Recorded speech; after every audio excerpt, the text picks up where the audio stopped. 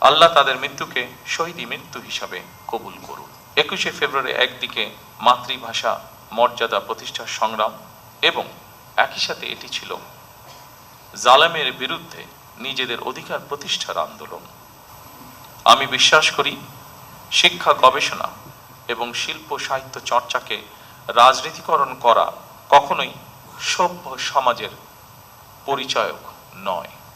আমাদের জাতীয় ইতিহাসে ফেব্রুয়ারি মাসের গুরুত্ব অপরিসীম, আর 21শে ফেব্রুয়ারি আমাদের আত্মপরিচয়ের স্মারক। বলা যায় আমাদের সংস্কৃতি চেতনার প্রাণ প্রবাহ 21শে ফেব্রুয়ারি।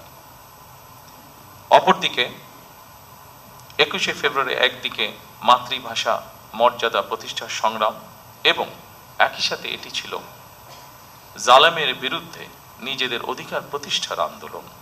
সুতরাং ফেব্রুয়ারি মানেই আত্মপরিচয় উপলব্ধির মাস, আমাদের শেকড় সন্ধানী মাস। প্রতি বছরের মতন এবছর আমরা দেশের জ্ঞানী গুণী কবি, সাহিত্যিক, শিল্পী, ভাষা সংগ্রামীকে 21শে পদকে ভূষিত করেছি।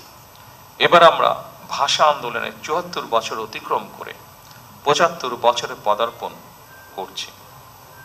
অমর 21শের ভাষা শহীদদের স্মরণে প্রবর্তিত আজকের 21শে পদক প্রদান অনুষ্ঠানে আমি গভীর শ্রদ্ধার সঙ্গে স্মরণ করছি ভাষা সংগ্রামীদের। আল্লাহ তাদের মৃত্যুকে শহীদি মৃত্যু হিসাবে কবুল করুন।